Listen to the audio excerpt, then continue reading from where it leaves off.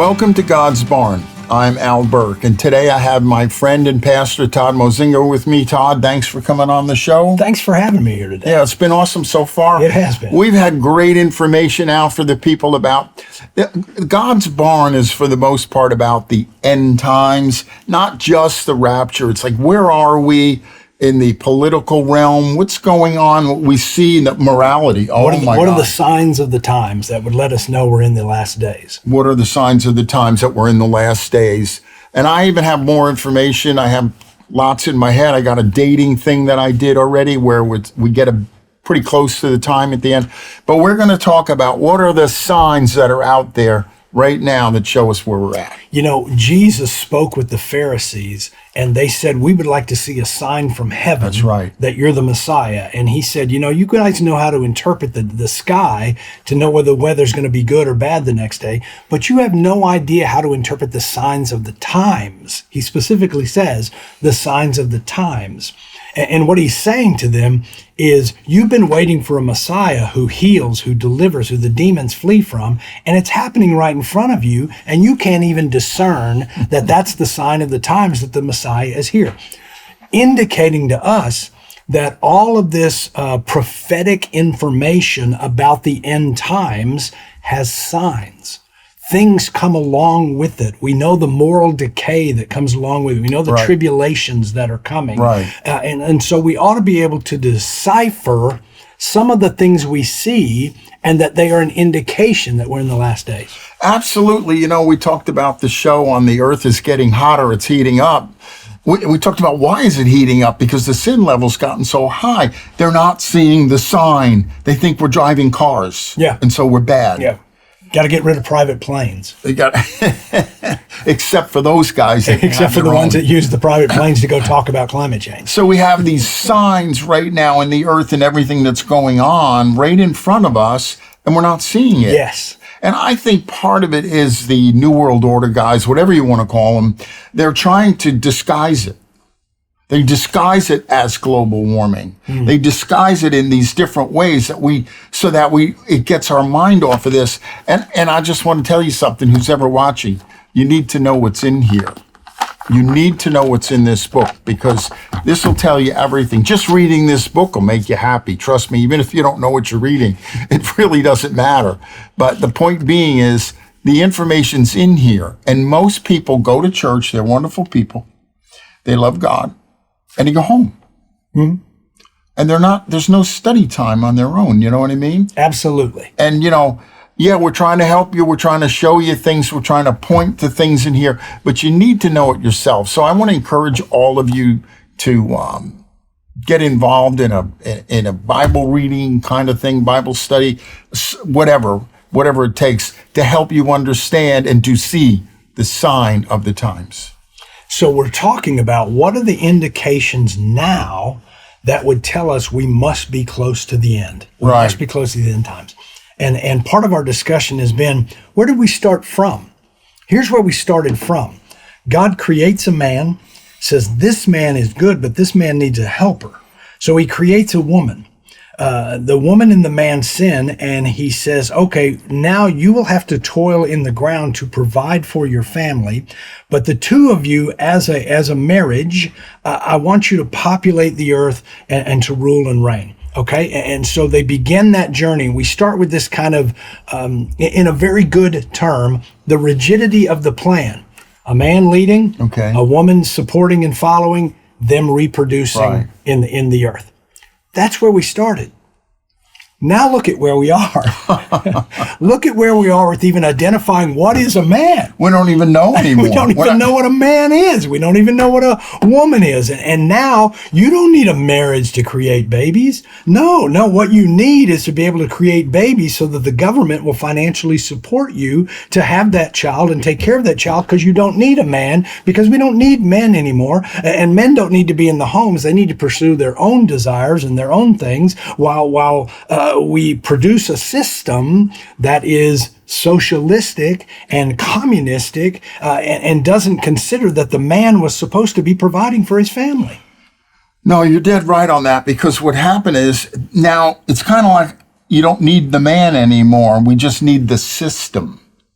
And this is what the devil or the world is always trying to get away from God's plan, God's way of doing things. It's all, the devil counterfeits everything that God's got on his mind. He's always trying to counterfeit something. Yes. And when just looking at the scriptures, when I see that, to me, it is clear God is a capitalist. He's all for capitalism.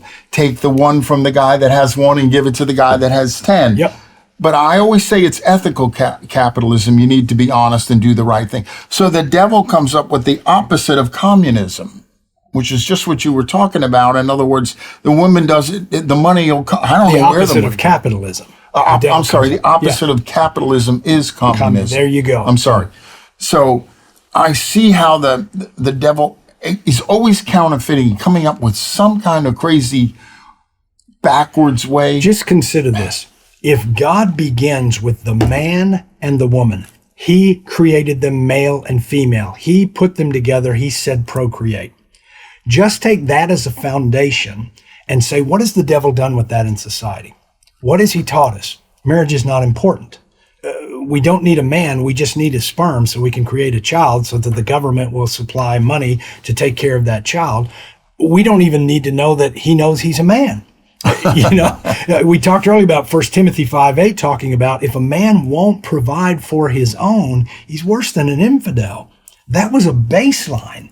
That's no longer a baseline. The government will provide for you. A man doesn't have to provide for you. Your husband doesn't have to take care of you. We need to get into a system where we look at people who are wealthy and say, you shouldn't be wealthy. You should be giving your wealth to us while we don't work for it. We just receive your wealth. They're always trying to tear down the wealthy people. They're always trying to overtax them, come up with every kind of possible thing to tear the wealthy people down. This equality thing, social inequality, there's a reason for that. Because some people will go to work and they'll work day and night and they'll prosper. And some people are going to sit around and watch TV all day. Well, you've demonized, if you will, or made negative people who wisely invest, who are good stewards with what they have, who multiply and increase, which if you go back to the parable of the talents, I gave you this, you doubled it, therefore I reward you by taking from, watch this, taking from the poor and giving more to the rich. So the devil it's does completely it all backwards. Yeah. The devil wants to take it from the rich and give to the poor. He's saying, because you won't do anything to increase the value, I'll give it to somebody who will increase the value. Wow. That's backwards in the sense that what the enemy is trying to convince us of is that anybody who is doing well, is investing well, is tithing, is doing well stewardship-wise with what God had given them is now bad. Bad because they have money. Everything's reversed. Yes. Whatever's good now becomes bad, and whatever's bad now becomes good. Yes. The devil reverses the whole thing. He's got to take that whole God's system of life and reverse it and turn whatever God says and does and wants is bad, and everything the devil comes up with is good. And that's the whole point of this, the sign of the times. This is very recent. It is. No, I think if most people really stop and consider it, we're in 2024. Right. In 2015, we weren't talking about whether you were a man or not. We weren't talking about gender right. at all. I never thought of that. Nobody ever thought gender and sex were two different things in 2000. That was just 9 years ago. Wow. And now all of a sudden we can say, oh, you may be biologically this, but you can be you can be a dog. You can be a wolf. You can be whatever you want to be. It is insanity. It is truly insanity. And this is a different subject, but this is where I stand on it. Now the believer is being asked to lie in the name of Jesus. Let me show you what I mean. You come to me and you say you believe you're a man and you're female. You believe you are a woman and you're male. You believe you are a dog and I know you're a human. And it is insensitive and rude of me not to agree that that's what you are. I am supposed to lie in order to make you feel better because that's what Jesus would do. That's not what Jesus would do. Jesus would say, you're having a mental break. For some reason, you think you're a sex that you're not. You think you're a creature that you're not. And we need to go in and address what's created that mental instability that makes you think you're something different than God created you. That would be the most loving thing to do, is to help get you back to what God created you to be. Wow. Well, I want to thank you all for watching. We really very much a show exposing what's going on, and very quickly in the end, how things are changing. And what I'm trying to do is give you comfort. Jesus is coming back. He's going to take us out of here whenever that is. It's not too far away. Look up, because your redemption draws nigh. It doesn't matter how crazy the world is getting. The world is totally, as Todd was saying, the world is backwards, totally backwards. And one of the things the devil always tries to do is to get the Christians to compromise.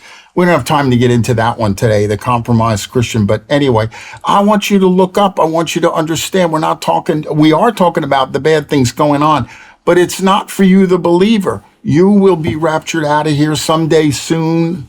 And I don't know when that is, but it's coming.